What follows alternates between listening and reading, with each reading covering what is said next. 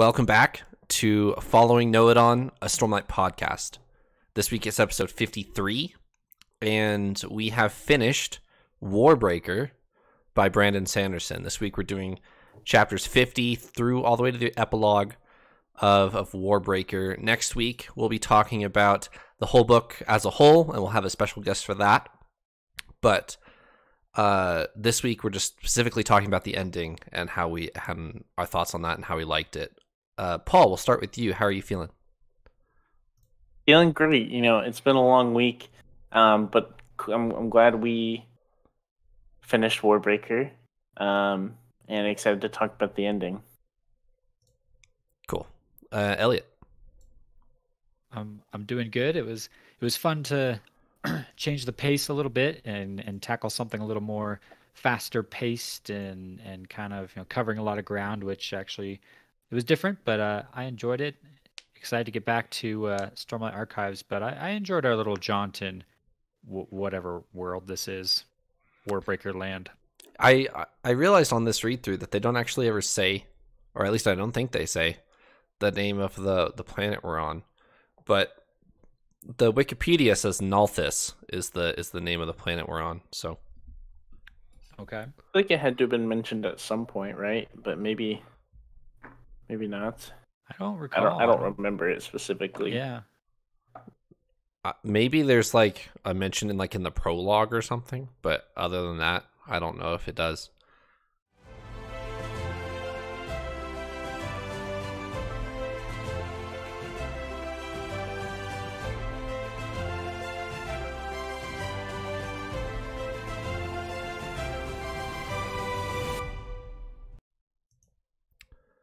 All right, so this has been different than the Stormlight Archive. Just a quick 20 seconds from each of you. Is it what you were expecting? And did you like the ending specifically as we're talking about these chapters?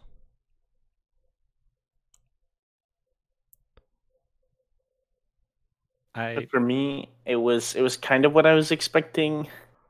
So a little bit, we knew stuff had to happen, kind of hit the fan, pretty quick. It was kind of like a miniature Sanderlanche, like none on the same caliber as our Stormlight Archive books, I'd say. But definitely like everything happens at the very end.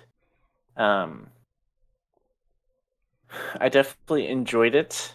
And like we kind of said before, we just my first thought about it is we talked about Blue Fingers in our last episode, and he kind of turns out to be a bad guy, and I was glad I made my point known that I didn't trust him, at least not fully. I mean, it wasn't super hardcore. I kind of said I could feel would believe either way, but he definitely didn't seem like a safe, good character, so half a point for that. We'll dock you later for other predictions. Don't worry. Probably so. That's fair. Elliot, I gotta say, the ending honestly redeemed this book a little bit for me.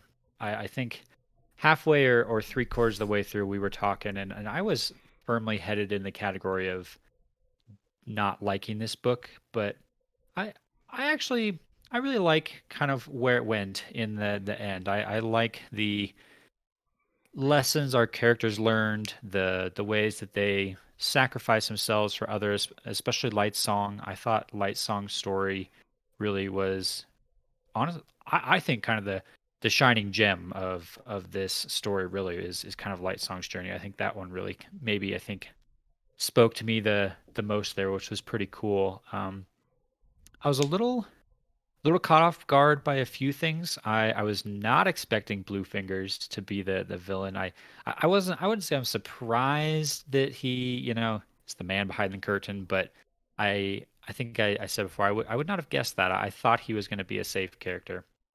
Wrong, apparently not.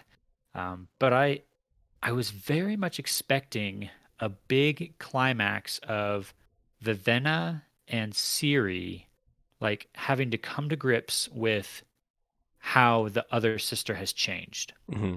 And we didn't really get that. We got a couple... You get like a page of them Yeah. talking on the roof, and that's really it. There's a couple, like each character kind of mentions like, oh, Siri looks very different, and oh man, is that Vivenna? Like, wow.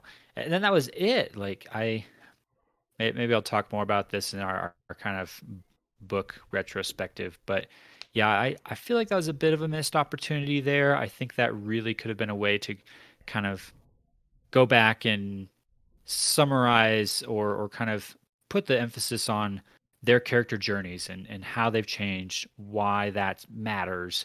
And we didn't really get that, but all that said, I actually really enjoyed the ending. I completely agree with you that I'm not a huge fan of Warbreaker, as I've said a couple times, but the ending, like you said, is a very redeeming factor. I also enjoyed it way more this time than I did my first read. This has only been my second time reading it, and I did find myself genuinely enjoying the ending a lot more than I did the first time, because I think the first time I just still was not over Ciri and Susebron, having like having their love connection, and it just was super big hang up for me. But I did enjoy the ending of this book a lot more.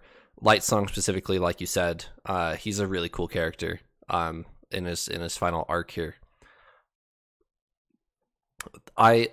So missed opportunity is an interesting phrase that you use there, Elliot, because Brandon Sanderson is, as you'll get to introduce yourself into the fandom of the Cosmere, and like once you've read and been more versed in it and talked to other people, you'll begin to understand that a lot of people think that Brandon Sanderson is very, very good at capitalizing on payoff, but it takes him too long to get there in his books. That a lot of people's critiques of Brandon Sanderson is, well, why don't you just make your books 40,000 words shorter, or 20,000 words shorter? Well, it's just they want it to be more digestible, but Brandon Sanderson absolutely does not agree, because he wants his payoff to mean a lot, like Kaladin in the Way of Kings. He wants the payoff for Kaladin to be super meaningful, and the only way to cut down on the Way of Kings without completely restructuring the book with like a Shallan cut or something would be to cut on Kaladin flashback chapters. Would be the easy one there. But Brandon Sanderson, like, it's that type of thing where Brandon Sanderson's whole point is the journey, and what that means as you get the payoff, and not just the payoff, which is a lot of other shorter novel writers. That's very fair. I will say at the end of this book, I kind of had a little moment of so far. This is the third Brandon Sanderson movie or book we've read. Not movie. Mm-hmm. I wish they were movies. And I guess this time I was kind of like, well, like the ending was really, really exciting, but like I didn't enjoy the rest of the book that much. Right. So like I was kind of tired of this writing style, I guess. I will say in Warbreaker, so there's a whole lot of like payoff and cool stuff at the end, but there is less build up to it, which is pretty fair. Like considering our other books, this is much, much shorter. So that could definitely play into it. I wouldn't even chalk it up to that, though. I would still say, like, I just like the other stories better. Right. Which is not anything wrong with Warbreaker. I just like the other ones more. But something more specific with our story, I really thought it was cool learning about Nightblood. I know Trevor made a point last time to ask, like, or I don't know if it was our last episode or the one before, about like, okay, is Nightblood a shard blade, or is it just pumped full of like a million breaths in this world? And so it's super powerful. And I was very much like, okay, it has to be a shard blade. Like nothing else makes sense in my mind. And of course, Brandon Sanderson is going to do something that doesn't make sense in my mind. We kind of find that out, which is kind of like, I don't know. It was kind of weird for me to think about. I don't know. He was kind of like, I don't know, just literally like so many breaths. It's not even funny. I remember at the very end of the book. I don't know if you ever saw this, Elliot. The very end of the book, it kind of talks about the levels of heightenings and how many breaths it takes and stuff like that. Yep. Which was really neat. I don't remember the specifics off the top of my head, but yeah, basically, Nightblood had like a whole bunch, and so he kind of like bends light and I don't know, all this crazy stuff. So I don't know. My biggest thing is like how did he get to Roshar? Yeah.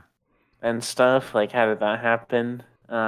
Which I'm gonna guess that we'll find out in Oathbreaker, but so let's format this episode this way. Let's kind of just go through characters one at a time, and we'll talk about what they did in Warbreaker, and then perhaps where they are on Roshar if we're gonna make those guesses. So, and we can start with Nightblood. We'll start with Nightblood, because like it's pretty obvious that Szeth has Nightblood to you guys at this point, because for the common Words of Radiance reader, you're supposed to have already read Warbreaker. But the reason why I had you guys read Warbreaker after is so that you had context of why you were reading it as you were reading it, as opposed to we're going to stop after the Wave Kings, read this, and then we'll read Words of Radiance just for a one-line drop at the very end of the book. At the very end. Right. Like there's really no reason to do that unless you've already read Warbreaker like previous, and I didn't want to stop for it. But now that we have read Words of Radiance and Warbreaker, and so we know that Nightblood is on Roshar, it was just given to Szeth. What are your guys' thoughts on Nightblood and all of the technicalities that we just learned about him in these last couple chapters, how he works, and like what that'll mean for Szeth going into Oathbringer? So we get some details. You're right, in these last few chapters, which was definitely nice. We learned that Nightblood was crafted or forged by Shashara. It should be an easy name to pronounce, right? Shashara, who is Denth's sister, is how that went down. Yep. Okay, so crafted by Shashara with some inordinate amount of breaths, like 1,000 breaths or something like that, went into making Nightblood. She gives him one command to destroy evil. But as I think it's Vasher kind of explains, and we get to see, Nightblood is still just a hunk of steel without a whole lot of ability to discern good and evil and right and wrong. And so all he knows is destroy evil. And what that evil is, he doesn't really know. He doesn't really care. He's more just focused on that word destroy. At least that's kind of my take after this book. We get to see him in action, finally, towards the end of this, like you were kind of alluding to, Paul. He finally comes out of the sheath, and he lives up to his command. He destroys like everything. Yep. I was reading pretty fast there because it was getting exciting, but was the basic gist that he just kind of disintegrates everything? So anything? He feeds off of breaths of the wielder, right, which is why he kills people that pick him up, is because most people who pick him up only have one breath. And so he's just going to like instantly possess them, if you will, and destroy evil. Oh, I'm slightly evil, I'm gonna die. So that's kind of how that works.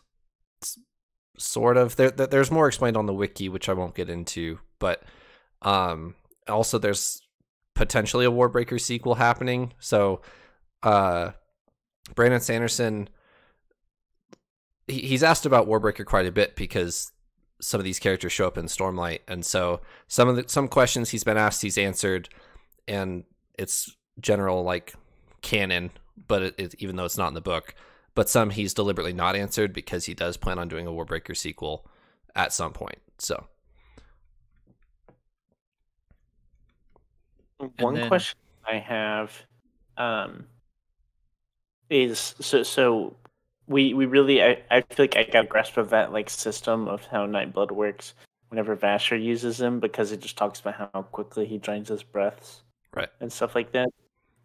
My biggest question that I'm honestly taking from this book to the next is, well, one, which this isn't even my biggest, is how does Nightblood get to Roshar? But two is, how is he going to function in Roshar? Like, is Stormlight going to effectively equal breaths there, or like what happens? I don't know how that's gonna work. Because I don't know, like, does Zeth probably doesn't have breaths, right? Or like, I don't know, maybe Stormlight is just an equivalent and it does that, but I don't know how he's gonna function. Okay, so I'm not going to directly answer your question, but I will give you a sneak peek to our Cosmere explanation episode, which is coming up. So you guys have read the term investiture, or invested with a capital I. In this, specifically this book, he uses it quite a bit. And then there's an interlude where some Ardents use the word investiture. Yasna has used the word investiture. I believe Wit has as well. Or Hoyd, I suppose. Pattern has as well. Yes, Pattern has as well. And so, just like oversimplify it, it's magic of the Cosmere is investiture, and it takes different forms on different planets. But it's all the same. It's all from the same source. Okay. So Stormlight is related to breaths. It's not the same thing, but it's from the same source. Think of it as like Germanic languages and Latin. Like they're related. They come from the same source, but they're distinctly different, and they operate different ways. Okay. Paul, if you remember when you started Mistborn, some of the metals that work similarly to Stormlight in some ways, both investiture. So there, I won't get into too much of the unwritten history of the Cosmere, which Brandon Sanderson has on his website, but there's magic all across the Cosmere, and it's titled investiture. That makes sense. Yep, it does. I feel like that's the most info I've ever gotten out of you from asking a question. And that's like direct answer to a question. So we're growing here. Let's go. Yep, there we go. All right, so Nightblood, we kind of understand how he works. How is Zeth going to use him, and what is he going to do to Zeth? Any predictions here before we jump back into Oathbringer in a couple weeks? That is a great question, because Nightblood is very much an influence on the people who wield him. Correct. He pushes really hard, hey, there's some guys over there, they're evil, let's go kill them. So to have that kind of voice in Zeth's ear, part of me wants to say that Zeth is very determined, and he's very good at setting his mind on one thing and doing it no matter what. So if Zeth is set on wielding Nightblood in, let's say, an honorable way, I would think he'd be very good at resisting when Nightblood is saying, go do this. But if Zeth is more like listening, open-mindedness with his, identity crisis that he's just had, is he going to start to open his mind to other, influences and voices? If Nightblood is going to be one of those, that sounds really destructive. So I'm not sure. I don't know. So my thought is, so Zeth is given he's given Nightblood by the other guy, the Stormbreaker guy, right? I believe. The Skybreaker, yeah. Skybreaker, yes, sorry. Yeah. And my thought is, I'm assuming the Skybreaker knows a little bit about Nightblood, maybe knows like I don't know what to do, and can kind of teach Zeth or like give him a warning, you know. Um, so yeah, that's kind of my thought is that Zeth will have some knowledge about it and not just like instantly be overtaken by it. So I will say it's definitely setting up a very clear dichotomy between Kaladin and Zeth because Kaladin has Syl in his head, who, as a wow, I'm blanking on the term now. Spren? Well, she's a Spren, but he's a Windrunner. Windrunner. As a wow, been off of Roshar for too long. This is bad. It's been a while. As a Windrunner Spren, as an honor Spren, Syl is very. She's all about protection and not destroying where you don't need to. And then here we have Zeth, who the voice in his head is going to be destroy, destroy, destroy. So you have destroy, destroy, destroy, and you have protect, protect, protect on two sides. Just very opposite mindsets there. Did I ever pull this back? I don't think I did. I'm intrigued now. Did I ever pull this back out with the artwork on here for you guys? No, I remember you saying it was like a spoiler. So yeah. So here's your Words of Radiance finale artwork piece: Kaladin versus Zeth. On the, I don't know how well you can guys see this, but not that well, to be honest. But I could see two characters on there, so I'm assuming that's Kaladin and Zeth. Yeah. So, Elliot, your mental or your image of you putting your hands together just reminded me of that. So. But very much on opposite ends of the spectrum seems like what we're setting up here. Let's talk about Vasher. So, well, first of all, let's talk about Vasher in the context of Warbreaker. He's one of the 5 scribes or whatever they called them, which he's basically, or the 5 scholars, and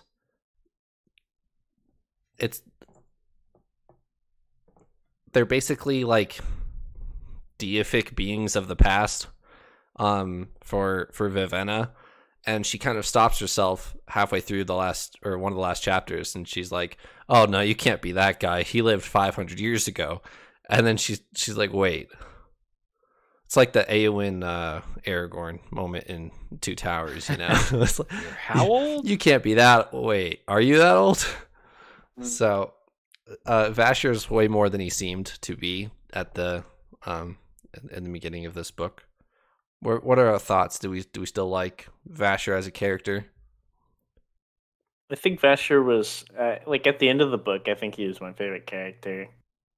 I thought it was pretty cool, like ending and kind of a big reveal. And it was so for me, I could see Vasher as potentially being some greater character, right? Like going into it, because he's kind of this, like an Aragorn-esque character. He's kind of like shady, tries to stay out of this sunlight kind of thing, out of the spotlight, I should say, and then moves on and ends up being some, I don't know, deific being.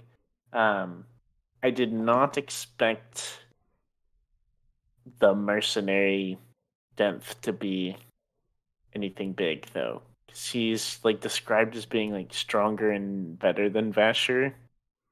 And I was like, what do you mean? That doesn't make sense. I just took him as like general mercenary number 2, like right. The other book, honestly. I was a lot more surprised by that than I was all the other reveals, I'd say. Yeah, I was pretty surprised by that. That felt like the biggest part of the Sander Lanch, if you will, was all the information about Vasher, about the I did like that scene on the rooftop where he kind of reveals himself as like, whoa. I was not expecting that at all. And so to learn all of that was interesting, and it puts, I don't know, it makes me rethink Vasher's entire character when you go back and think about what he's done in this book and what he knows and what he's capable of. And it changes. Well, I honestly don't know quite what it changes, because there's a lot of, in classic Brandon Sanderson's style, lots of unanswered questions now about Vasher. It's like, wait, Right. well, how is he still alive? How does he live without breaths? How does he like control minds? And like there's all this other stuff that he does that we have no idea how. But to go back and think about his character from the first time we met him and realize how much power he has that he's not using is interesting. Right.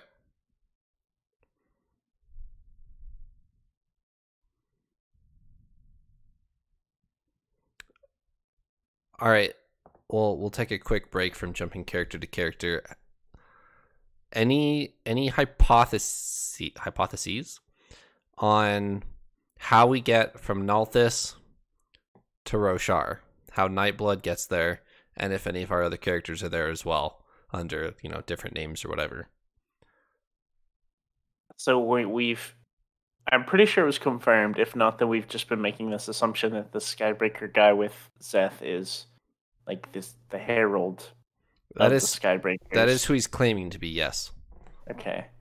So if that's the case, then just like Hoyd, I would could assume he has the power to just go wherever he wants and do whatever he wants. So I would assume he could just go here to whatever place is called Nalthis. Nalthis, yep.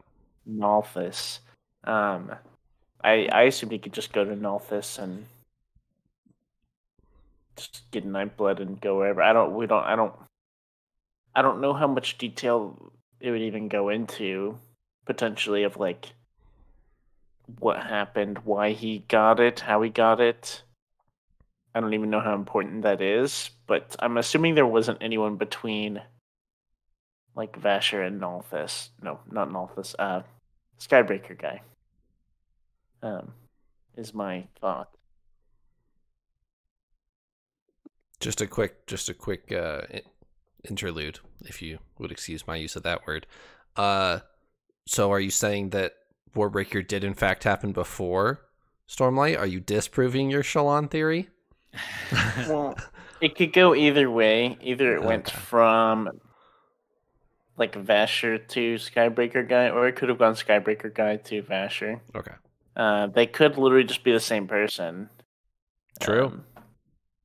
That's something else I thought of. So he is pretty old. So Vasher is, at least. So who knows?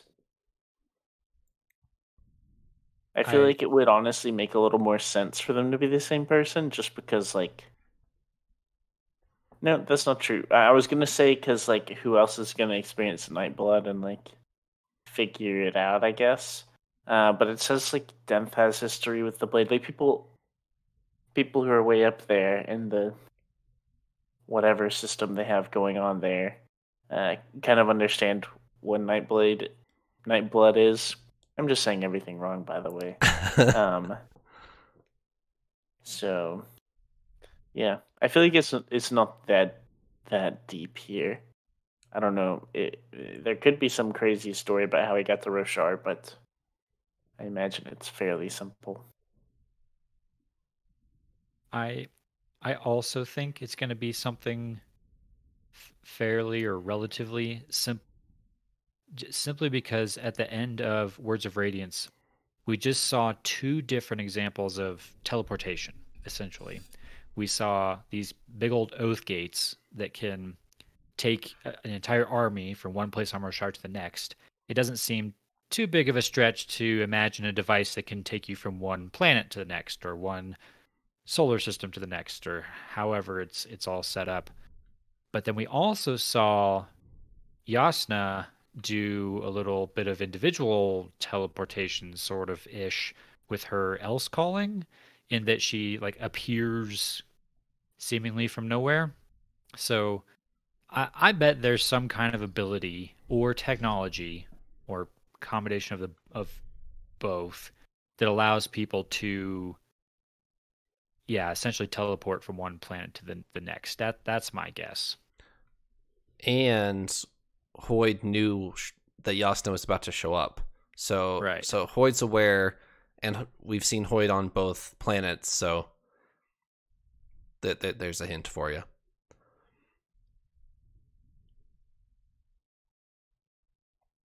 I also, talking about timeline, I think I'm going to seat myself in the opinion of it seems like Warbreaker is happening first before the events that we're seeing later, simply because of Nightblood and Vasher. It seems like you were mentioning, Paul, that there seems to be a pretty solid history with the characters that we've seen there, with no sort of like immediate reference to like an unexplained period of time where Nightblood was gone. Correct. It definitely could have happened because there's hundreds of years, right? But we've referenced back to Nightblood's creation, and it seems implied that since then he's been in the custody of Vasher or Denth, or maybe those other five scholars or whatever their names are. So I'm gonna lean on that and think that this is pre Words of Radiance, but maybe not definitively proven that. It's a really good point. I honestly agree. Like, so it has to either be that Warbreaker's before, or it's like a much later, like hundreds of years later. Like, it has to be like a substantial amount of time, which wouldn't really make too much sense, like you said, with the with when Nightblood was made and all. So, alrighty. Light Song. Can we talk about Light Song for a bit? So we don't need to. I'm a big fan of Light Song as a hero. Like, from where he starts, he's this carefree god who just likes making fun of other people. He's kind of got that wit charm about him of, I'm here to make fun of you and have a good time because I don't really care. And he kind of reawakens in himself this person that he used to be before, of this self-sacrifice and how much he cares about the people around him. Because Blushweaver certainly isn't on his side like 100% at all, but he still cares for her because that's the person he is and or was, and he's rediscovering that as Blushweaver's dying in front of him. So the priests that kill Blushweaver, no, the fake priests, sorry, that kill Blushweaver are surprised that Lightsong genuinely cares for her, because none of the gods care for anybody except for themselves. So when they kill Blushweaver in front of him as kind of a ransom card for his high priest, who's surprised is his brother from his previous life,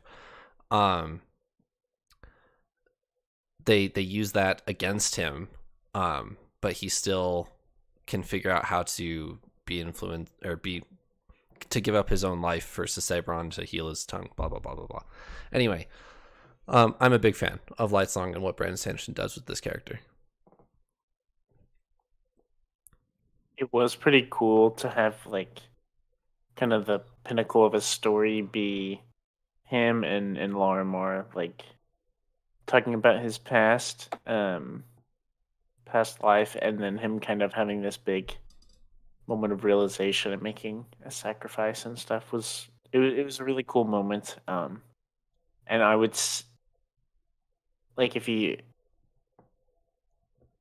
before reading that, if you were to ask like what's probably the best thing that could happen with Lightsong's character, I probably would have said something along those lines, because that's kind of the character's like struggle, is like, no, like I don't want to give my life up for someone else, like that's lame and all Right. that stuff. So it was pretty cool.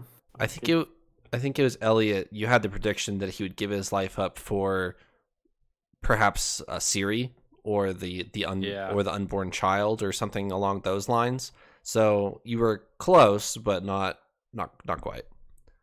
Yeah, yeah.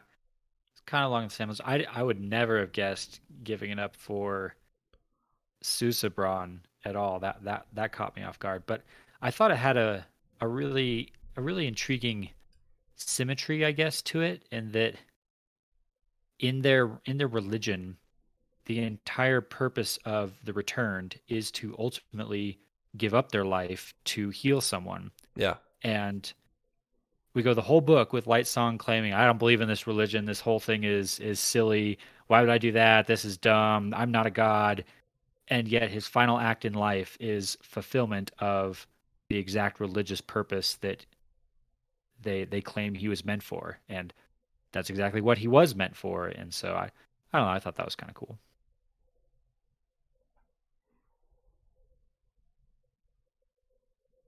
I too especially loved the whole relationship between Larimar and Lightsong throughout the entire book.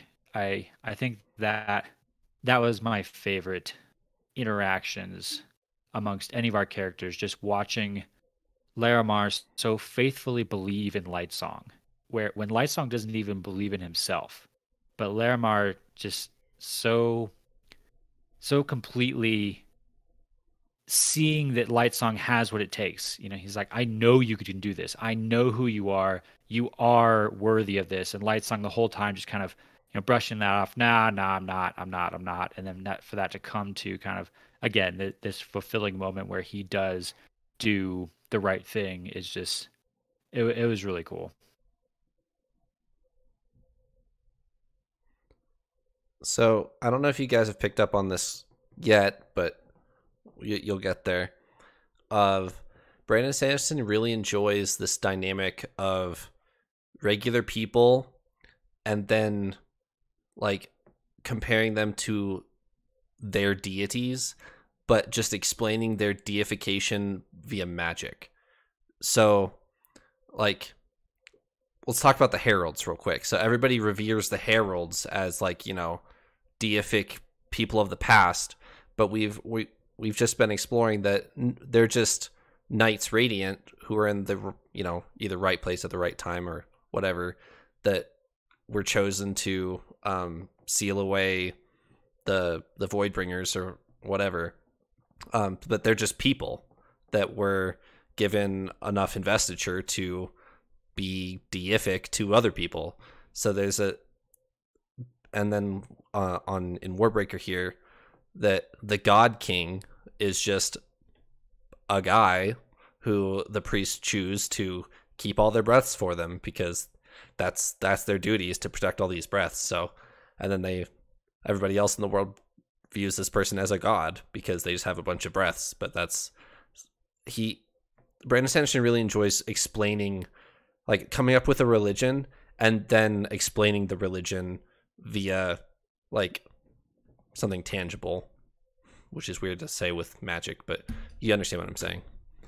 Well, it's kind of like that whole concept of, or that saying that science at an adequately high level is indiscernible from magic.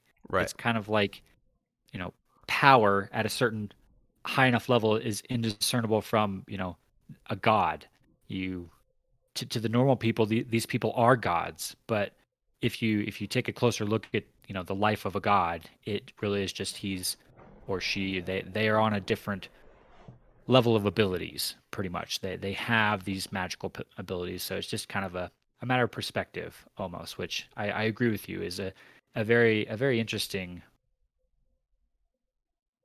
I don't know quite what the word is, interesting dialogue or theme, I guess, through a lot of his works. This isn't, I mean, it technically is a spoiler, but it's not a super explicit spoiler. So Mistborn is split into Era 1 and Era 2. Right now there's 3 books in Era 1, 3 books in Era 2. And there's a significant time skip between the two eras. In Mistborn Era 2, all of the characters view the characters from Mistborn Era 1 as gods, as if they were like deific beings of the past. They worship them as if they were gods, and because they have powers that they no longer have in Era 2, and so they view them as, you know, holy or whatever. So there's more of that to come in the Cosmere, which we'll come to eventually. Quick, Paul, write it down. We don't get spoilers very often. No, I'll definitely remember that. And honestly, that's something kind of cool to take as I am reading Mistborn. Some currently still. So it's been a lot slower of a process than our main books we're reading, but I'm super excited, honestly, whenever we get to talk about it. I'm assuming it'll be a while, but, you know, one day. One day. So, Paul, I think we can unfortunately put to bed your awesome theory about Lightsong having been Shallan in his past life.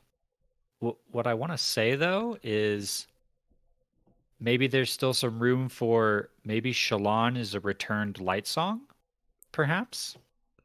That's what I was going to say. So if we're putting it to bed entirely, then we're assuming that there's only like one life, right? Like he was this other person before, and now he's Lightsong. And that's it, really. Like he, you know, very well could be Shallan.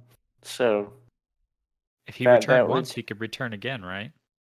Exactly, and that would make sense, you know. That would still make sense. So it's not dead, but you know we'll have to read Oathbringer to get the confirmation, to really confirm that it's definitely real there. Definitely. So I'm sure that'll be like the Sander Lanch that we read in one of the last 3 books. It may honestly be the finale, like book 5, because that's the big reveal. Yes, at the end of book 5. I know it is going to be a really big reveal, or maybe Warbreaker 2. Oh, okay. That's what I could see it being fitting into Warbreaker 2. So, either way, so Warbreaker 2 is actually Shallan's book. Heard it here first. Fun fact, yes. Does that mean Warbreaker 1 is Kaladin's book?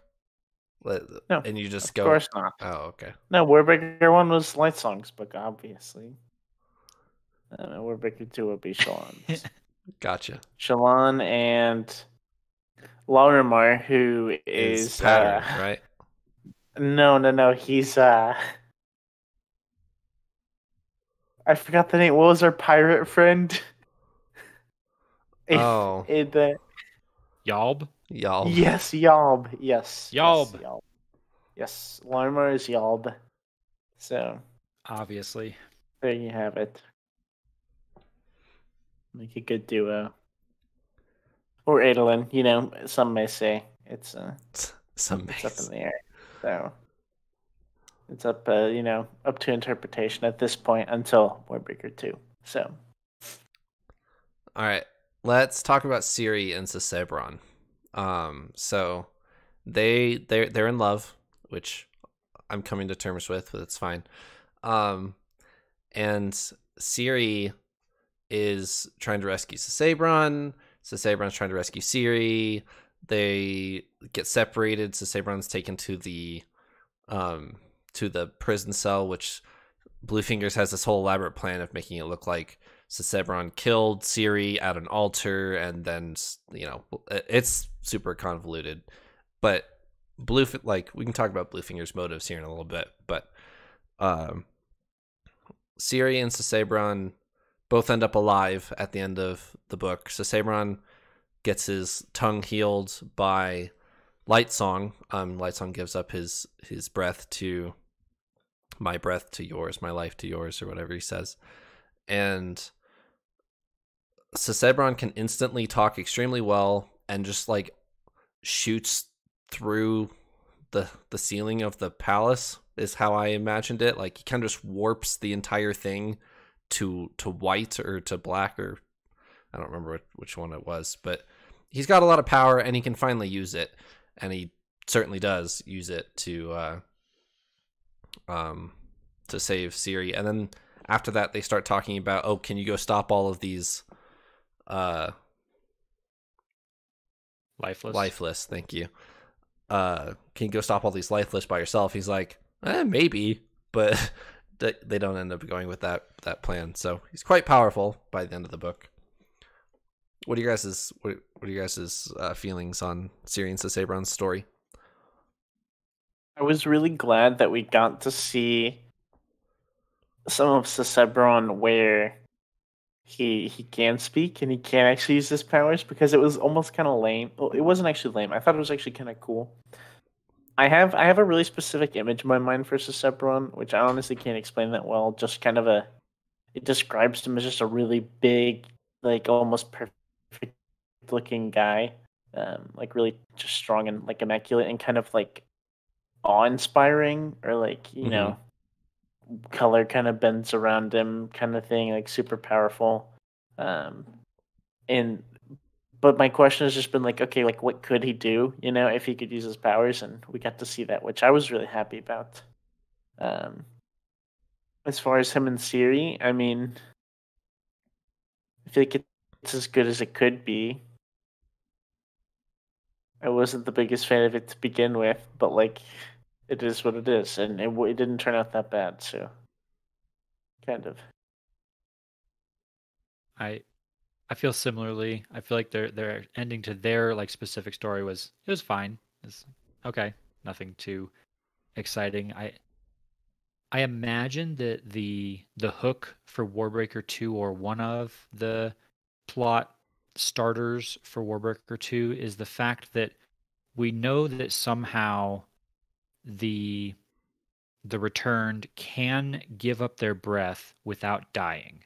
And Ciri tries to get this information out of the high priest guy, but he dies before he can give it to her. And so I imagine a big part of Warbreaker 2 is going to be, how does Sabron pass on his power without dying? And Ciri, trying to help him figure that out so that he doesn't die. Yeah. And I kind of felt like that was the big left open question for their plot line, perhaps. But it was cool to see Sabron unleashed with all his power. I believe they say this, but the title that they use for Ciri the entire book is Vessel, but really it's Sabron who's the vessel to hold all the breaths. That's the whole point here. They don't really care about the kid or getting Ciri like to have a child. That's just part of their smoke screen of keeping the God King in like this line of heirs, if you will. I do gotta say that it did seem like the story was kind of trying to exonerate the priests by, saying, "Oh, everything is fine. The priests are good.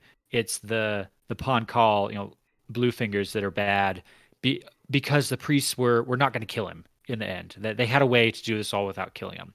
And I gotta say that was a little bit too big of a pill, honestly, for me to swallow. Yep. Just because the amount of like intricate lies that they are, trying to protect to hold up this whole religion, and yeah, this whole sham of having to bring in Ciri and having to make it very clear that she was pregnant and about to have a kid, also that they can just pull this swap with this other kid they have. Like, hold on a second. Like these. I don't know that lets these guys off the hook. They're still pulling this incredible farce of a religion together with all this stuff that they're faking. Like I don't know. They're not maybe the villains per se, and that they're not setting this whole thing up to kill Sabron, but I certainly ain't putting them in the good guy side either.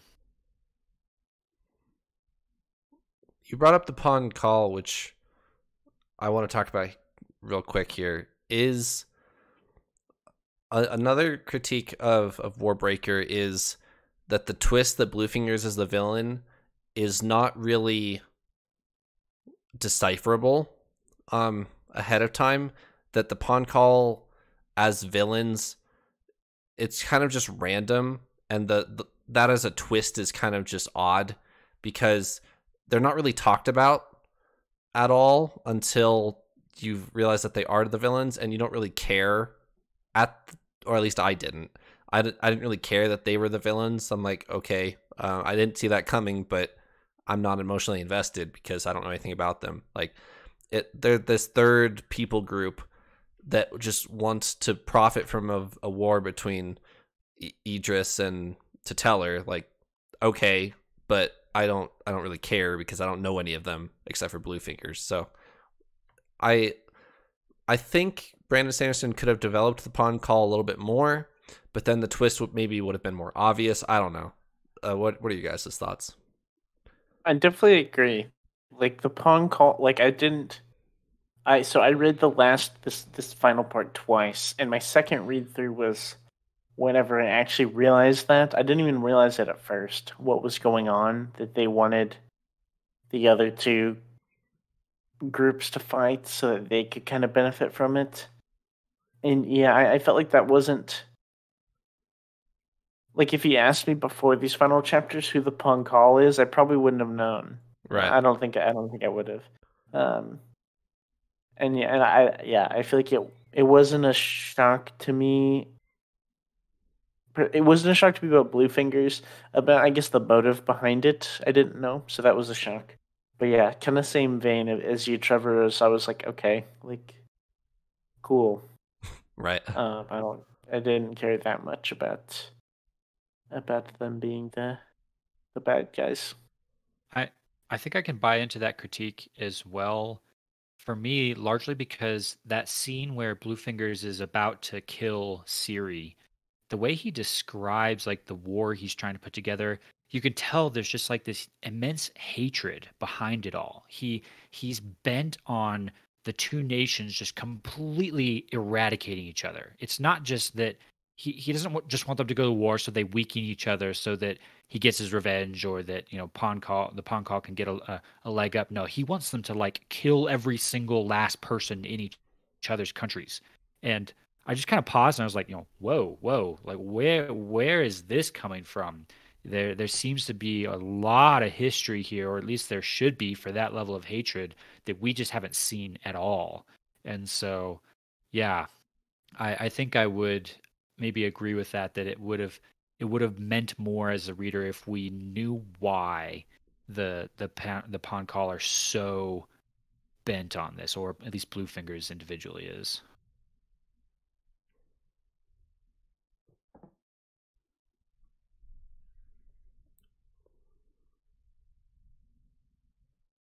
Any more thoughts on our closing chapters before we talk about the entire book, which will be next week? I just want to mention Vivenna real quickly, just because we didn't really get to talk about her too much, but there's not honestly a whole lot to say. I think some of her bigger character moments came a little earlier with her crisis that she went through when she lost everything and was betrayed by Denth and all of that. But I did actually enjoy her character arc quite a bit as well, and the closure that we got to with her, of just kind of arriving at her realizing how different the world is from how she thought it was, and how she thought she was so prepared, she was the hardworking one, and then here by the end of it, we've seen as a reader that maybe Siri even handled all of this craziness better than Vivenna did. And so I thought that was a cool just little perspective gain for Vivenna throughout this whole thing. But nothing much really to say, I guess, beyond that for these final chapters. Yeah, whenever you started making this point, I didn't think of anything, but at the very end, it kind of hit me. Like, comparing Vivenna and Siri, I guess. So, I didn't think about it that much, but... So I was more interested in Siri's storyline throughout the book, which one kind of surprised me, because I feel like Vivenna has the more, like, rogue, more cool action storyline. Yeah.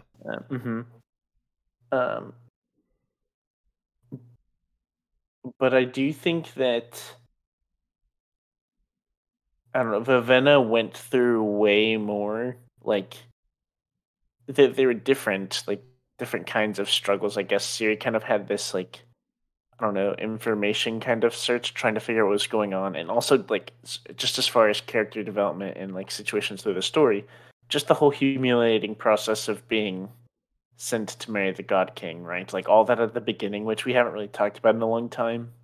but that struggle at the beginning of like, I don't know, it's just like embarrassing for her, like emotionally and physically, and just all this stuff, right? Right. With Vivenna, I was saying it's more just because I guess it was a more like,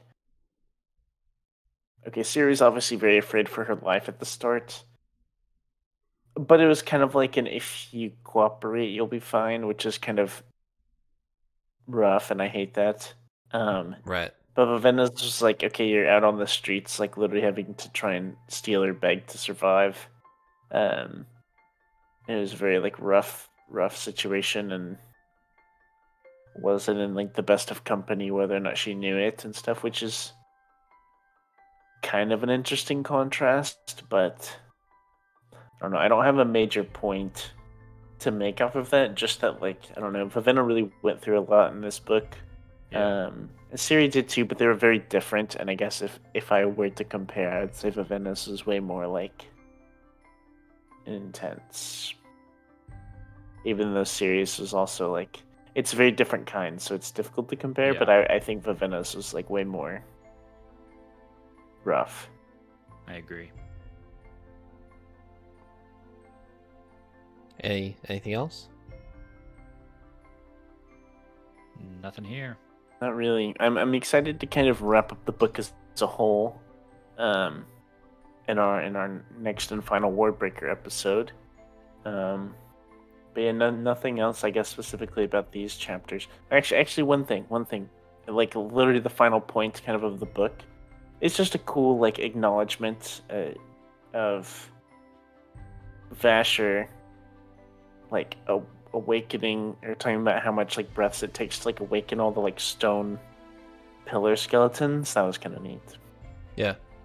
That was just a neat little thing, and kind of like a, I don't know, an ultimate power, like use of power that we get to kind of capitalize the book. So Cool.